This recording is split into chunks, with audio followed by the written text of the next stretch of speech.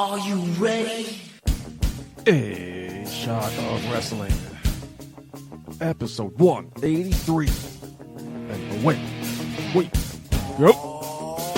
Rachel get shot, what? Is that the message you got?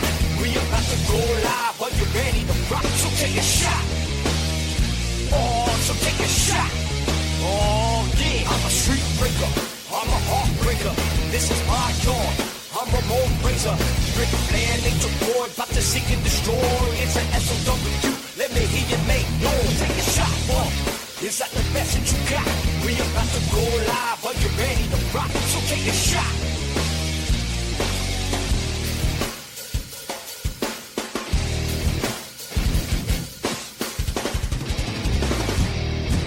Hello, everybody, and welcome to episode 183 of A Shot of Wrestling. Mark Schwann is somewhere on a movie set hanging off a helicopter.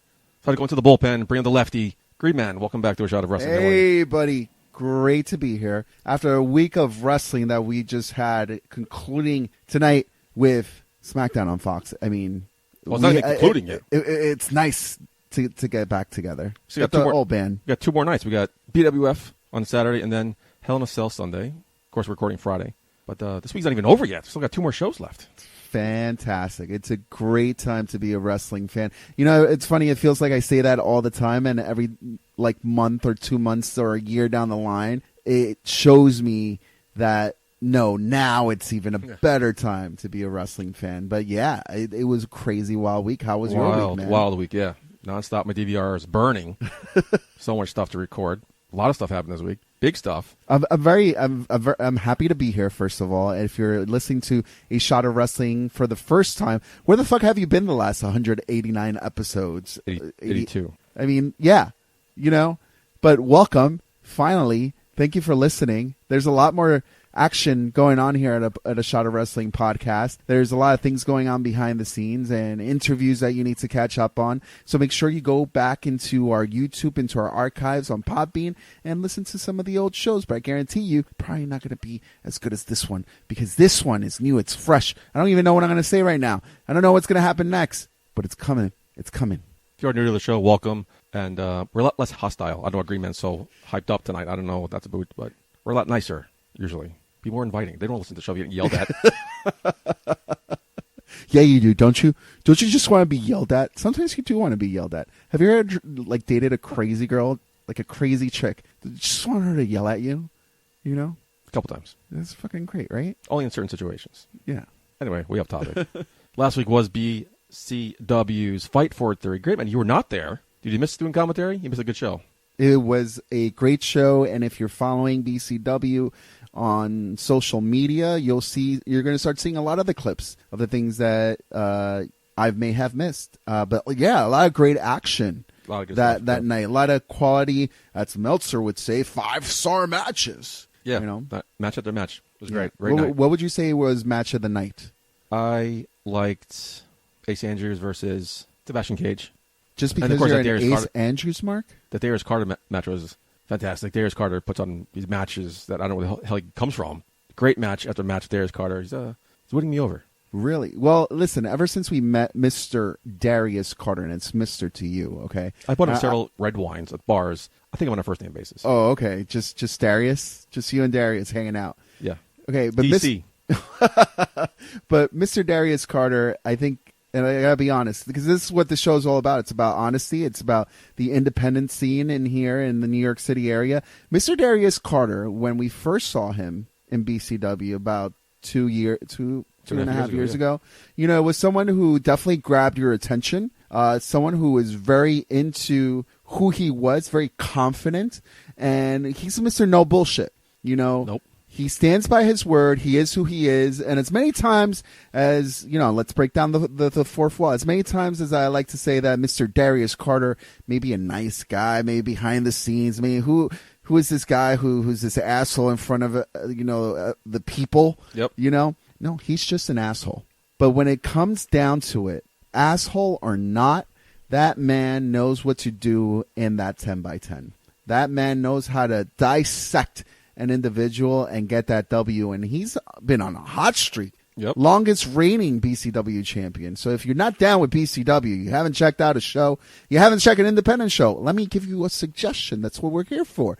Check out BCW. Their next show is going to be on November 1st. Headline by Mr. Indy himself, Joey Ryan, going one-on-one with Eric Jaden. Now, I feel like I'm Nostradamus over here because when we had Eric Jaden on our show on episode 69, he mentioned that this is one of his dream matches, and we tried to make that happen 2.5 years ago.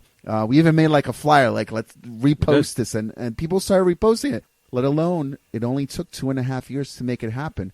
But I feel like our show has power. You still got it done, Nostradamus. But our show has power. You mentioned last week, Renee Young is starting to steal our shit. Damn right. What the hell? With factual evidence to back it up. What the hell? You know, people do listen to A Shot of Wrestling. So if you haven't listened to us before, again, I'm very frustrated. Where the fuck have you been?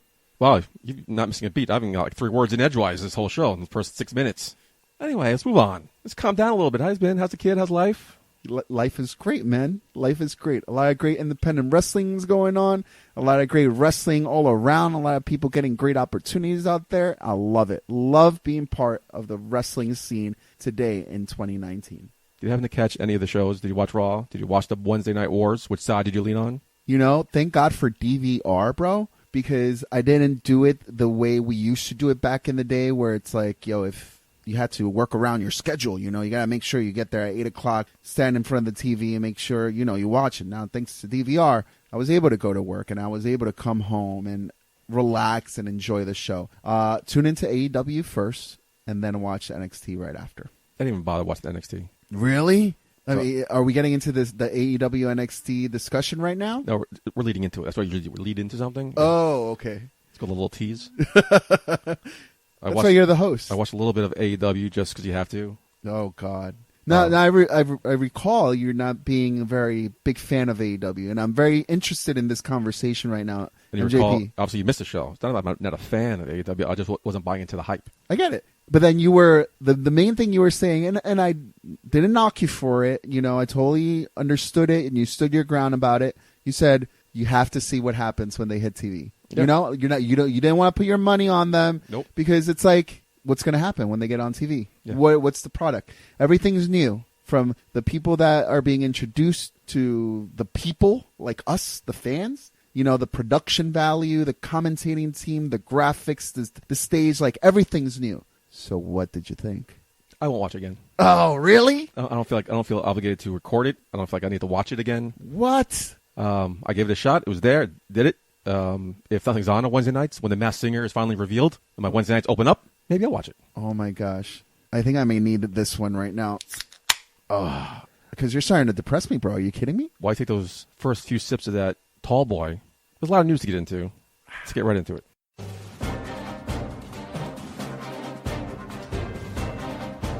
It's time for In the News with Michael J. Putty and the Green Man. So what did you think of AEW? Whoa. Before we get into that discussion, motherfucking Shane fucking Fair, man. Yeah. Dude, it's fucking, he included me in the intro. That's awesome. Bro, I love you. And if I haven't told you already, I love you. Okay? The drinks are already starting to make me feel very lovable around here. Shane Fair, one of the best announcers, giving the white glove treatment to every independent show in your area. So if you haven't been to an independent show, you want to check it out, you want to see a friendly face, say hello to good old Shane Fair. He'll make you feel right at home. I'm about to say something I never thought I would say. What? Mark, come back. AEW. Mark. NXT, the war started. Yes. And Nostradamus, I'm sure you could have predicted this. AEW won the ratings war. I mean, I think we called this 3 months ago, too. Everyone's losing their shit about it. Oh, AEW won. All right, calm the fuck down. But yet they pulled an impressive 1.4 million. Well, NXT pulled about, I think it was 891,000, a drop of 11% from the previous week. But you know it's going to happen. Everyone's getting excited. Like I said, I'm still excited. Been saying this for weeks. Give it a couple weeks, give it a couple months, let them plateau. Come back in January, see what happens. I'm even more interested, bro. I'm even more interested. You know, just how you said you wanted to see how things develop for AEW. I liked what their start was. I really like what the foundation that they're laying down, because everything is new, you know? So everything is going to feel fresh. Everything's going to feel new. Everything's going to feel important. For example, the character development. You know already the people who are in the WWE, and even if you introduce someone new, like when people get introduced in the WWE, they either do a very gimmicky job, like the Viking Warriors, what do they call themselves? The Experience now, whatever. Should watch Raw once in a while. But they get so gimmicky, and then it's like there's no depth to their character, you know? Depth. That's what I said. Okay. Mr. Correctology over here. But depth... That's also not a word. Depth, like they're starting to put in to MJF, for example. I'm very interested to see how the story between MJF and Cody Rhodes develops. Because you could only imagine that these two friends, this person who idolizes Cody Rhodes and it's grateful to being brought into the fold of AEW and it's dedicating matches to Cody Rhodes, down the line is going to turn. And that turn is going to mean so much when it happens. You know, MJF might be better than me, and I know it, but I think we all do. I don't think he's better than Cody Rhodes. He said it, not me. NXT did the smart thing by doing that 15-minute overrun, which they started doing during the Monday Night Wars. Yeah. Which led them to a lot of more eyes on the WWE Network, on WWE. They're not going to keep going with that. I thought they would. That's a good idea. They should have kept going on with it, but they're not doing that. It was a one-time thing.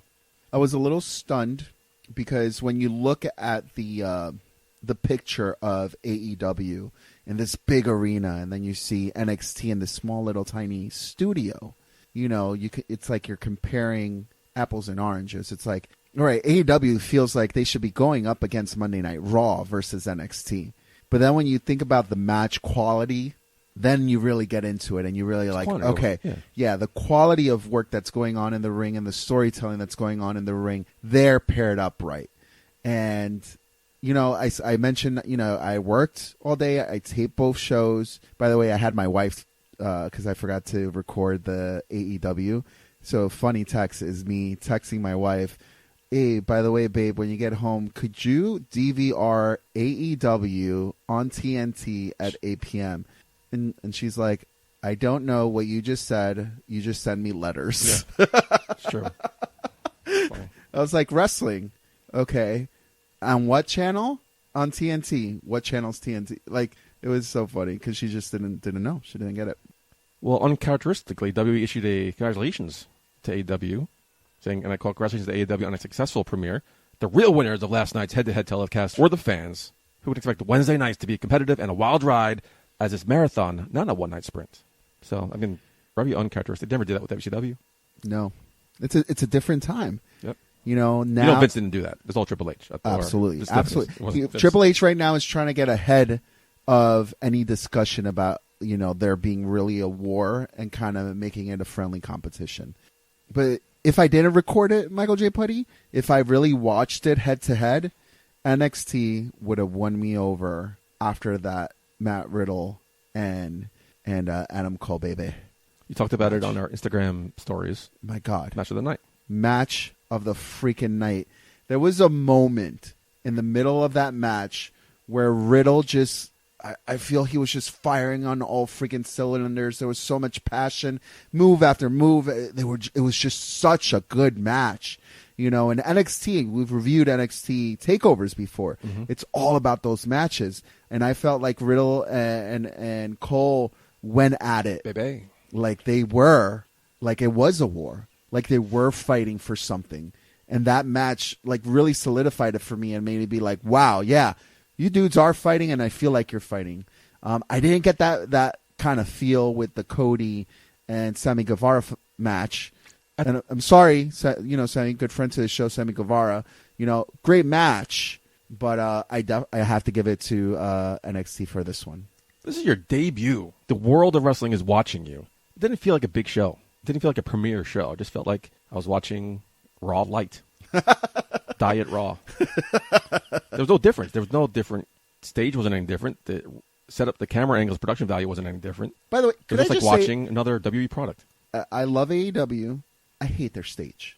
Oh, stage is horrible. Their stage is so ugh. It's like a shot from the 80s. Like, what's the deal with their lights that looks like this big chandelier in the middle? Then it rose up. I get Like that you see at like an old school catering hall. the two tunnels. I mean, didn't work for TNA. What's going to work for you? But I think that's the same stage they use for all the pay-per-views, though. I don't watch them, so I don't know. But I know they had the two tunnels. I don't know. Maybe I was expecting more.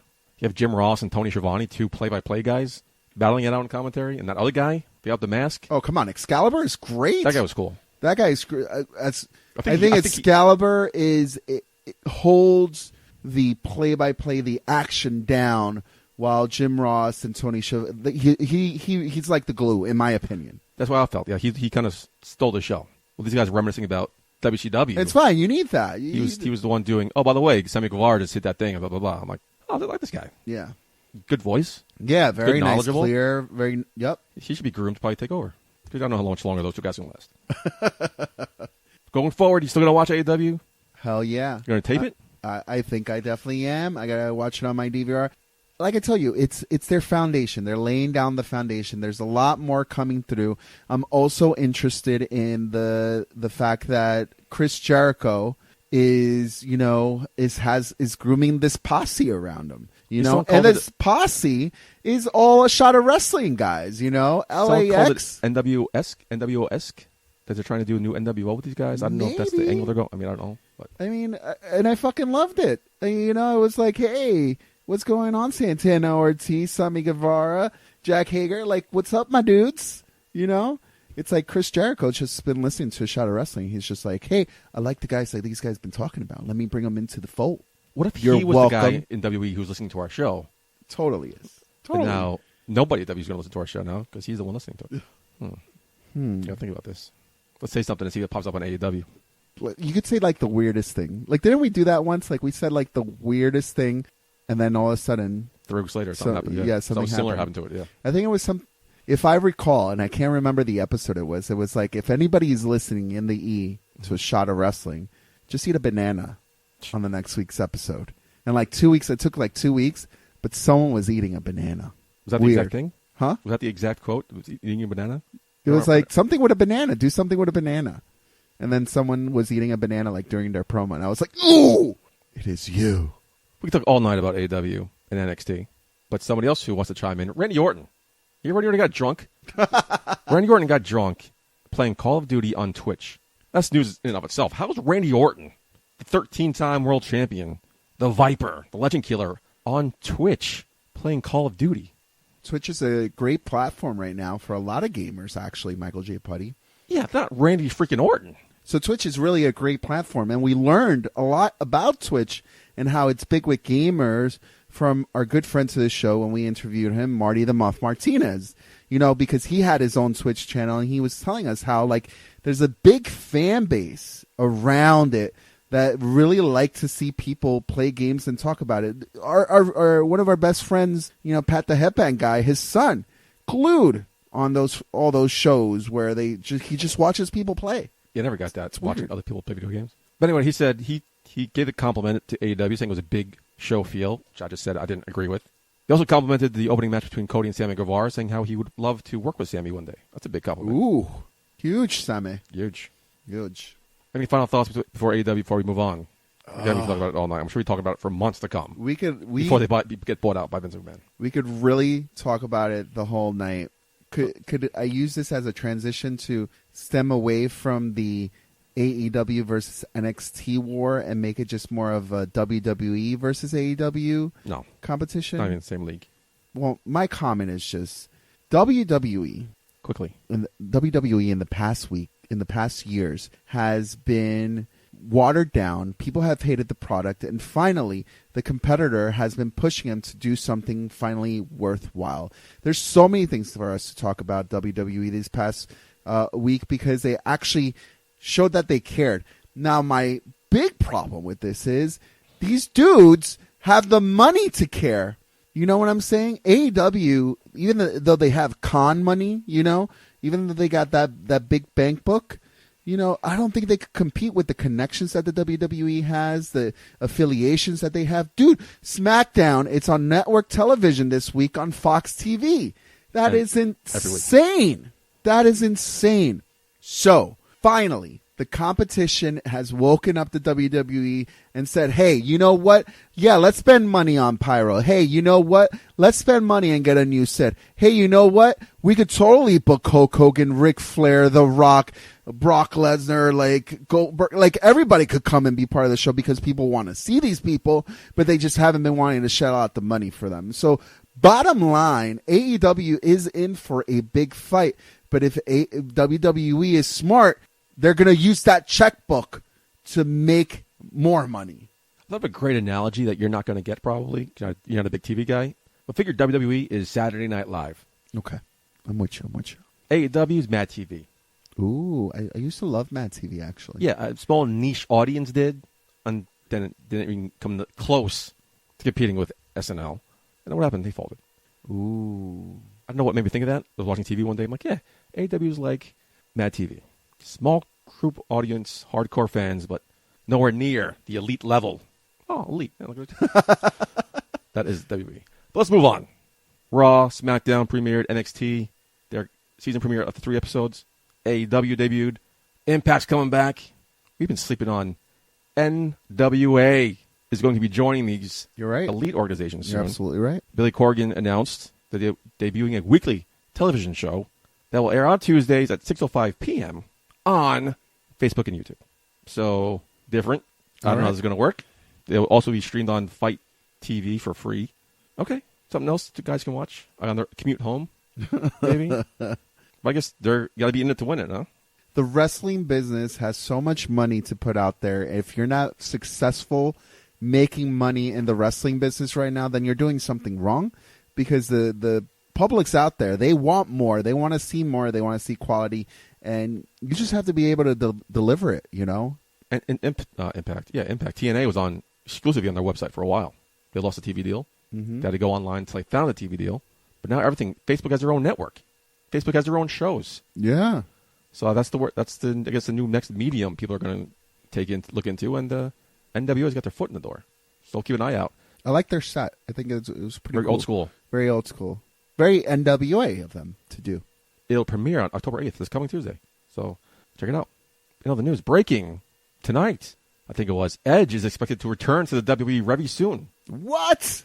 He has been cleared to return to competition by the doctors, according to Fight Oracle on Twitter, who has broken several pro wrestling stories over the years.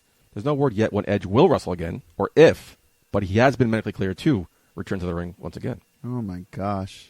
He recently signed a new deal with WWE after negotiating with AEW. Really? I didn't hear about until tonight. Edge negotiating with AEW? Which led Edge to receive a significant offer from the WWE to this day. Michael J. Putty, see, this whole conversation tonight is going to be going back and forth with AEW. But Jack Swagger debuted, right, on the AEW show. That was one of their big surprises.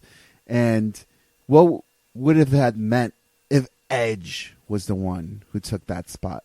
I feel like there's not that many names nowadays that make a big impact or a big debut. No offense to Mr. Jack Swagger. You know, we've read about it that, you know, he was in talks and negotiations. He probably would be showing up that evening. And to me, it wasn't a big surprise. To some people, it may have been. But I felt like he wasn't a big, like a John Moxley. Holy shit, you know, John Moxley's in AEW. The crowd lost their minds, even though it was one of the worst kept secrets. It wasn't a big deal for me as the viewer, you know, at home. But it would have been a huge holy shit moment if Edge was the one who went to AEW. That's huge. Breaking news. Thank you for sharing that with me. No problem. But happy to know Edge has some loyalty in him. I think it was just a play to get more money, and he well-deserved. Congratulations. The Hall of Famer, Edge. Listen, everybody's got a price for loyalty.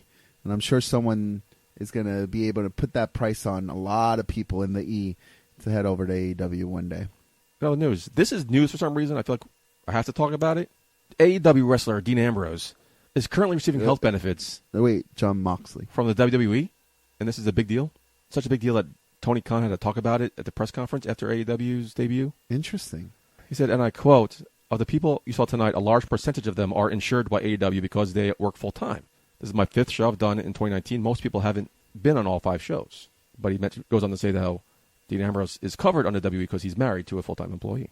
Oh, that makes sense. I guess saves AEW some money. No, that totally All right, makes sense. That's news, okay. Yeah. Another breaking news, though. Jeff Hardy's been arrested again. Got arrested Thursday night for, guess what? Take a guess. Okay, Jeff Hardy. Arrested Thursday night. Well, Thursday nights is Thursday, so I'm assuming the dude was drinking in a bar. Driving while impaired. He got arrested in Moore County in North Carolina. He was arrested and released approximately 11:30 that night. No further details have been released. Didn't he just get arrested like a couple months ago? Dude, I'm sorry for you. Do not promote drinking and driving. Do not promote it. It's not a good thing. Don't do it. So horrible. And And obviously, you're not good at it. Jeff Hardy is wow. you just not good. Give him tips. Was it Green Man SOW at Instagram? You want drinking driving tips? Talk to this man right here. No, don't talk to this guy. Now the news: Hulk Hogan and Ric Flair drew one of the highest rated segments for Raw in a long time. Really? See, I thought that segment sucked. The Miz TV one? Miz TV, yeah. I thought it was just very awkward and uncomfortable. It was a little uncomfortable. And in the previous show, Mark Schwann said how he could see how Saudi Arabia getting whatever the hell they want. He could see Hulk Hogan versus Ric Flair. And I thought that's what they were going with this. Okay. Thank God they didn't. But Mark almost called it because fucking Saudi Arabia. And now Hulk Hogan and Ric Flair are saying they can both kick each other's ass during this match, make it a 6-on-6. So weird. Then Ric Flair was getting Hulk Hogan's face. Old guys kicking each other's ass. Old wrinkly guys. Yeah, these guys are in the total, they're in the 70s, right? Yeah. So they're approximately 140-something years old. Combined. Yet their hips are, 10? They got new knees, new hips. And finally on the news, we talked about it a couple weeks ago, but 205 Live is not merging with NXT. It's going to be moving to Friday nights on the WWE Network. So those 205 Live fans out there. How do you feel about that? I kind of like that they were going to start integrating it into NXT. I thought they were going to, especially with Leo Rush now. Yeah, but I think, to be honest with you, I don't feel like there is a big market for 205 Live. I think they do deserve a platform, and I would love to see 205 Live matches on the Raw, SmackDown, and NXT platform. I thought it was a good idea. I think that NXT has 2 hours to fill now. Yeah. But Pete Rosado was talking about it last time he was here, how 205 Live is a great product. Great in-ring products, great matches. They started creating some sort of storylines. Which is why I feel like it should be part of the main show. Like, when you're putting your show together and giving people variety, that is a little piece of variety that I think people will enjoy. But don't go like crazy like they did back in the day where they did the ropes purple and they really went a little too crazy with the making it a distinction in the show. So make it part of the show. But now when SmackDown comes to the East Coast, we got to sit from 11 to 12, 10 to 11 watching 205 Live. I want to go out and drink. Yeah. The bar's right there at MSG. That's what sucks about it. Speaking of bars, you got to get your beer refilled, I believe. Yeah. Come back to talk about some TV. Jam-packed week that was TV. It's time for this week's TV Takedown. Of all the stuff on TV, Green Man, do you want to take down a specific thing? Well, I got to tell you, nowadays with social media and the way people watch wrestling, it's kind of hard to get it all in, right? See what I did? That's what she said. But because of social media, you could be at work and then your phone rings and all of a sudden it's like, holy shit, what's going on? So you race home and you watch your DVR and you wait for those moments. So to me, these moments that we're going to talk about are like those buzzworthy moments. One of the biggest buzzworthy moments this past week had to be Monday Night Raw, Lana making out with Bobby Lashley. What was that about? I don't know. But I think because I don't know, it intrigues me so much more. I read last week how people were wondering why didn't she come back with Rusev. Right. The report was that they are holding her off TV because they have a specific thing, specific storyline, specific character they want her to play. Mm-hmm. And it's this? Is she cheating on Rusev? Are they having marital problems? My thing for the whole thing is, didn't we see this already when she teamed up with Dolph Ziggler? Dolph Ziggler was her boyfriend for a while. So that went nowhere. I failed miserably because everything was bullshit. But Michael J. Putty, what you're saying is essentially Lana has a history of cheating on Rusev. No, because I don't think they were technically together on screen. camera. Yeah. So I didn't. The whole thing was weird. and I think this is weird too. I think you're building a case for Lana being a cheating hoe. You're a part of BCW. Uh-huh. So say Darius Carter comes out Okay. with your wife I'll punch him in the and face. starts not even kissing her as a storyline, like, oh, let me make out with Green Man's wife. They made out. They made out. Like, her tongue was down his throat. Was there a tongue? She was way into it. Lowing the little... You know what? She's a very committed actress. Yes, that's what I'm going to say. Very committed. From what I've learned about her on Total Divas, Yes. she's very into everything. Yes. She's desperate to be on TV. What is, now I wish Mark was here, because what is that kind of method acting? Exactly, method acting. What is that kind of acting method, right? Yeah, we said that 3 times, yes. Where it's like... What's that thing called? Where it's like you become the character, like you are the character. You're like so into the character. I think she was just way too excited and just went overboard. Like, how does Rusev... How does that conversation go? Rusev, Lana, thanks for coming tonight. Rusev, Lana, I want you to make out with Bobby Lashley right in front of Rusev. I want you to go all in. See what I did there? How do you okay that? I know, like, again, Mark was here because that's a whole acting world of couples making out with other people. Yeah. Or maybe we could have AJ Pan here, because he's all part of that other world where, yes, porn stars making out with porn stars and things going down, that kind of world. Do porn stars have sex when they go home? It's their job. Why not? That's what they enjoy to do. It's like wrestlers. They love wrestling, They want to play. All right. Yeah, I don't know where this is going. But aren't you intrigued about it? Yeah. We'll see what happens next week. See how they follow up. But next week's the big week because they dropped the ball with it, like they did with the Roman Reigns attacker. Then the storyline's moot, and who cares? Yeah. They got to follow up with a strong segment to keep us invested. And it can't be, because I remember the storyline when it was the Usos and Naomi, right? And then they were doing that kind of cheating. What's going on? That was just flirtation. Okay, but I'm just saying. Mandy Rose didn't put her leg on Uso's shoulder as she was standing and make out with him hardcore right in front of Jimmy Uso, one of the Usos. So, okay, we're talking about it way too long. I'm gonna break down the fourth wall yet again. But, wrestling is also an art. Like, these are also characters. Correct? And being around wrestlers after shows, many of them critique their own work. Oh, how was the match? How did you do this? How did you do that? What do you think I should do? Giving each other feedback. Do you think Rusev went backstage and was like, Lana, that was such a good kiss. Oh, you're so good. You should see me. I was so mad. But then I'm like, you're acting. It's a horrible Rusev impersonation. That's not even close to being his accent. No, I don't think he did that, even thought about doing that. Yes, I think she asked him. I think, so how did Rusev, you she definitely asked him. And on the like, ride along. Was it really good? Was it really good? The ride to the airport, she was asking him the whole fucking night. Dude, what a great ride along that would be. Yeah, I can't wait for it. It's coming. For the episode of Total Divas. Yes. Next season. I have to make out.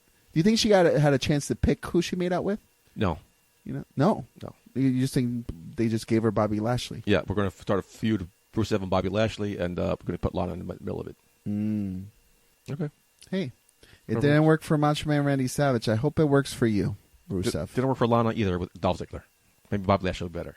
Moving on, I was watching AEW for the first and last time. AEW? AEW? AEW. Do not say that you're not going to watch it anymore. Oh, I'm sorry. You're a wrestling professional. I will watch it once the Masked Singer is over. Come on. You're a podcast journalist. Oh, where's Mark? You're supposed to be watching these shows. So I was wondering, would it be kind of a treacherous and traitor-ish? Treacherous, same word. If the green smiley shirt guy was there, or the guy with the Met shirt, lo and behold, that fucking piece of shit green smiley shirt guy was front row at AEW. In his same spot. And he's there fucking tonight. Whoa. The green smiley face shirt guy is not way over, okay? He's not over at all, but he's still in there. I didn't know his name. He's not over. Green smiley shirt guy. Like, what does he do? What kind of money does this guy have?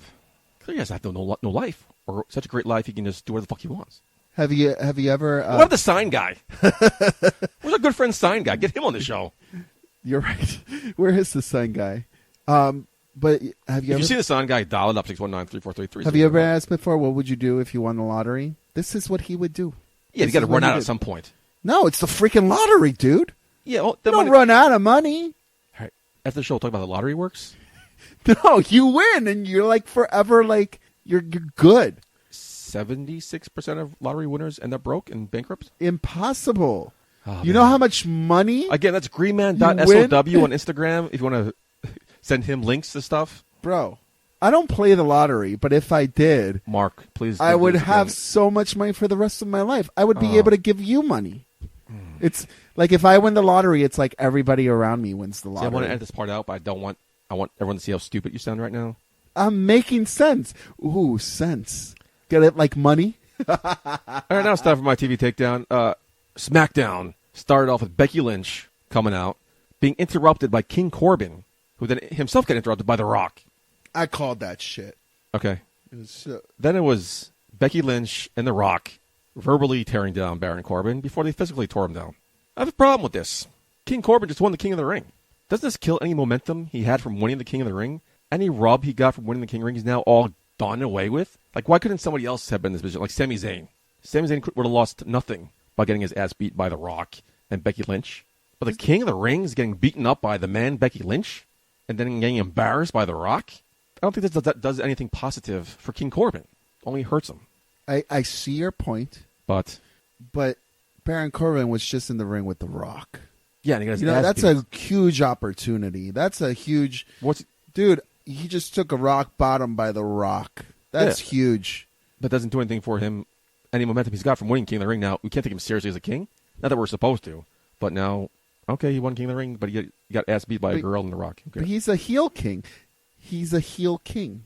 All of them are heel kings. So he's not going to lose anything. If anything, he's trying to get more heat out of it. That was a joke.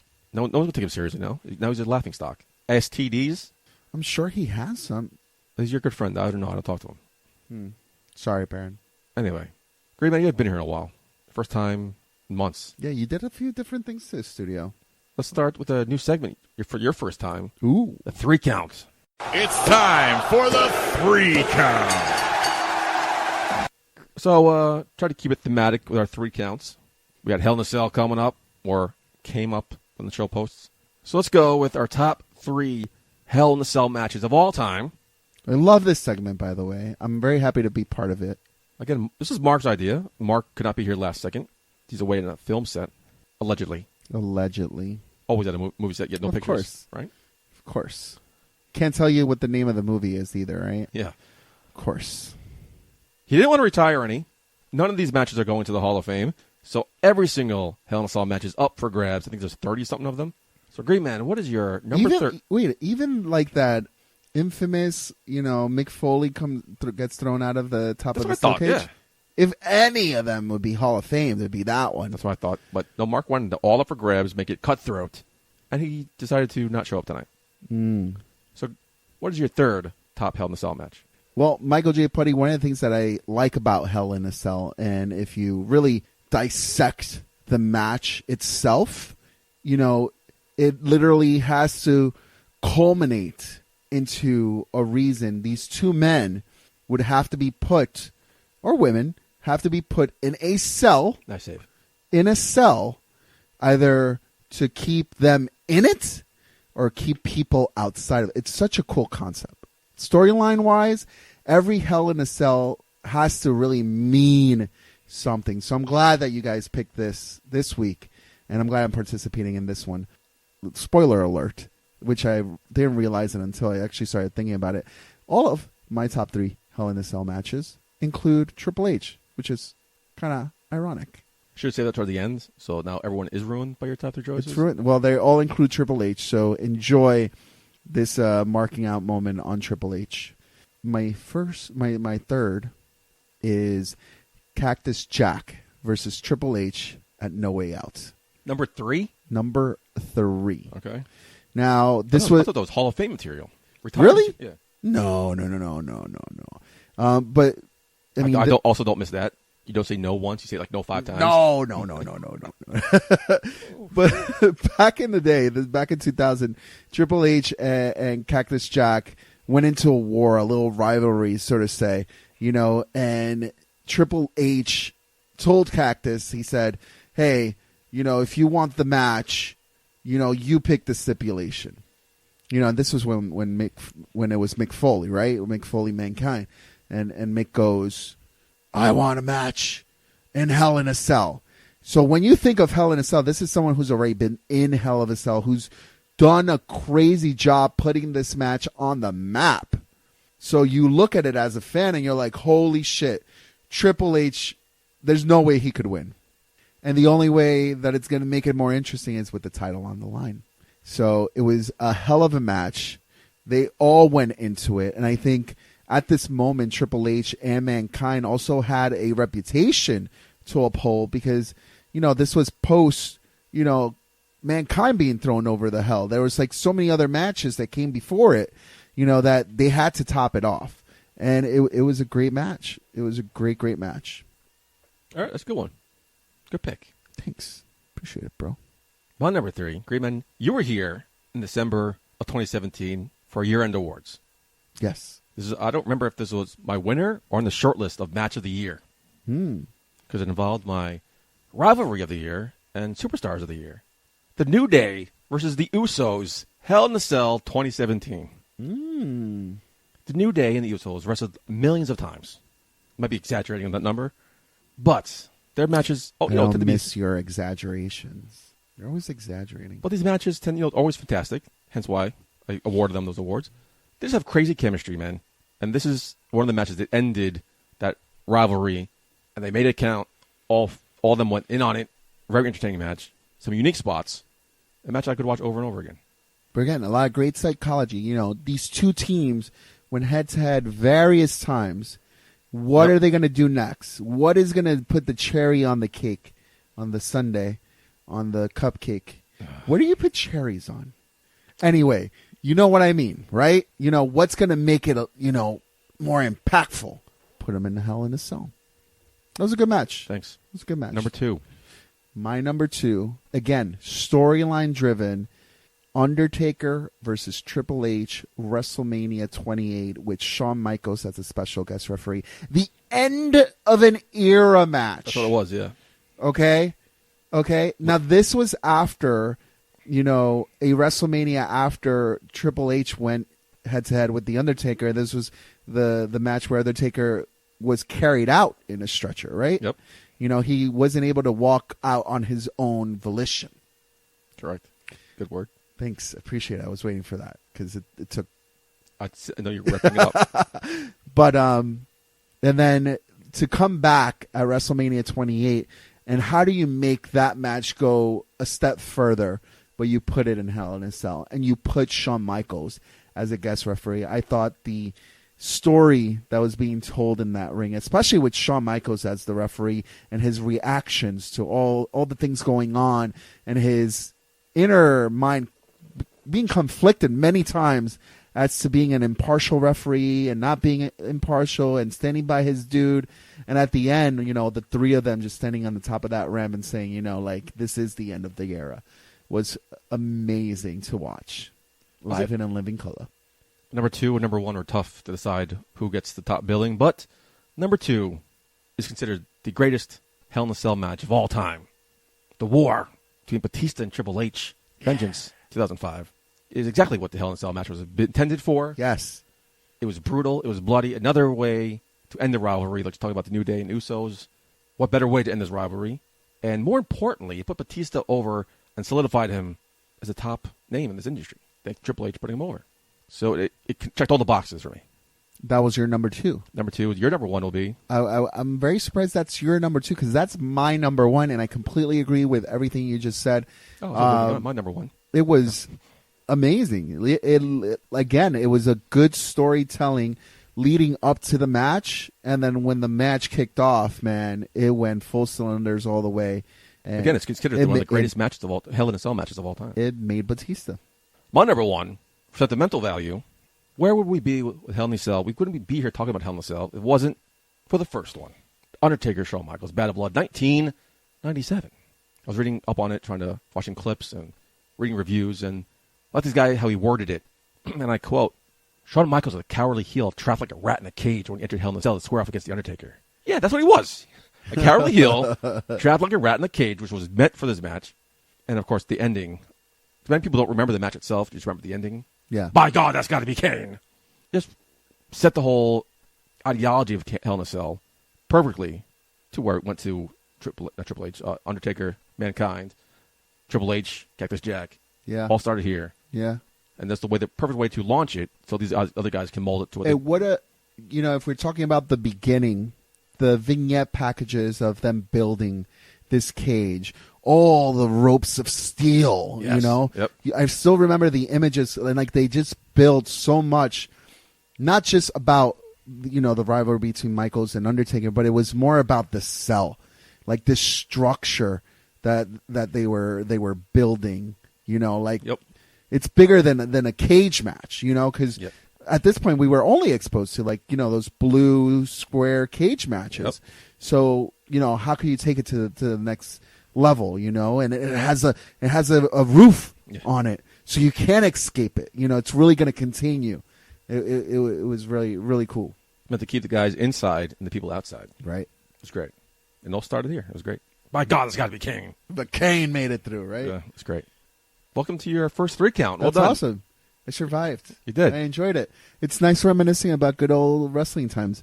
It's going to be crazy 10 years from now, episode 552, when we do our picks. Maybe we'll be talking about moments that happened this year in 2019. You never know. What are your top 3 Hell in a Cell matches? Do you agree with us? Do you have different ones? Let us know. Dial it up, 619-343-3005, or inbox shadowwrestling.com. And of course, we're always active on our social medias. A Shadow Wrestling on Facebook, Instagram, Shadow Wrestling, no A on Twitter. Let us know. Let your voice be heard. We're curious to find out. Because we definitely missed a lot. Yeah. There are many other good ones. Yeah. Many other good ones. So great, man. That's it. Welcome back. Any news, any go-home thoughts for you? There's a lot of great shows in the area. We've said it many, many times. If you want to see the best professional wrestling, you don't have to go that far. A lot of great wrestling. It's in your own backyard. Michael J. Putty, by the time the show posts, you've already will have done your commentary gig for BWF. So why don't you tell us a little bit about that? BWF, welcome to the Terror Dome. They are doing their first ever women's main event. Not just a women's match. It's going to be a hardcore street fight. I think it's a little redundant. I think it's just a street fight. But looking forward to that. And I'm not only excited, like I think I mentioned it last week, I'm scared shitless. I'm going to be at ringside, and it's very dangerous. I'm very fragile.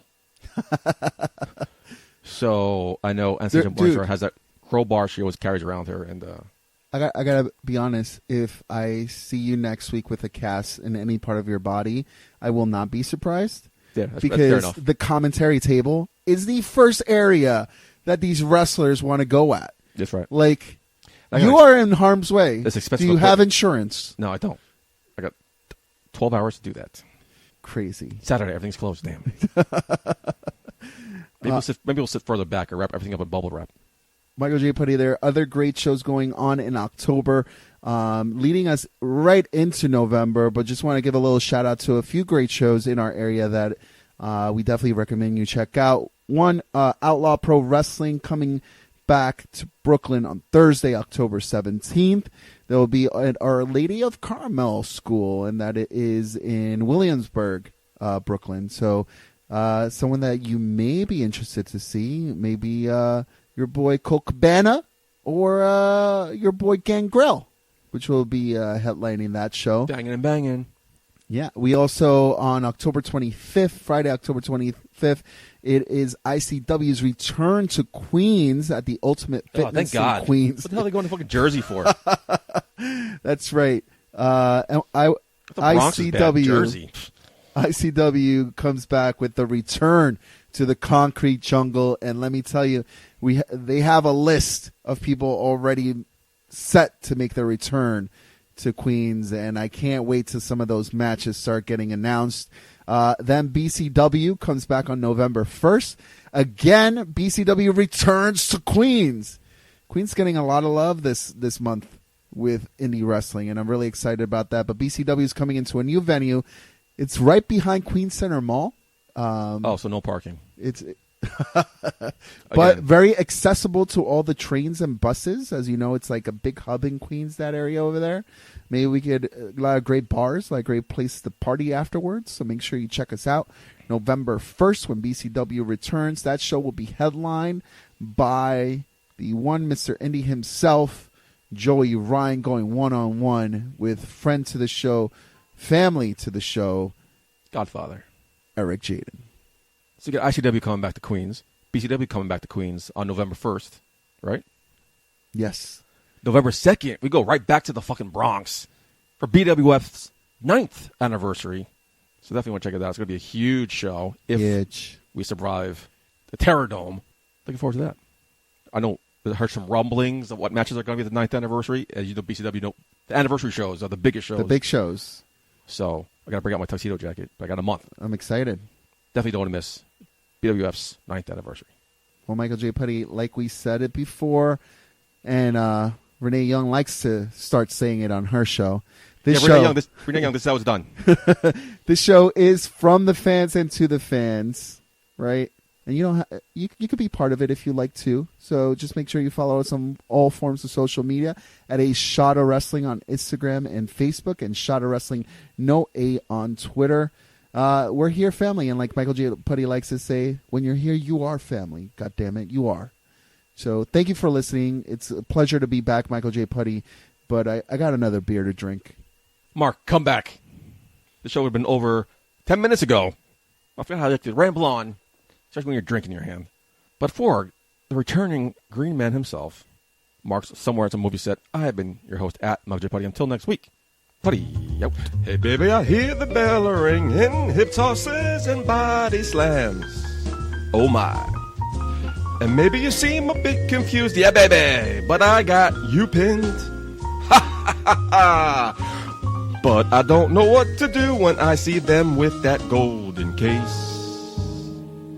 They're cashing it in. Authority all in my face. What is a man to do? Good night, everybody.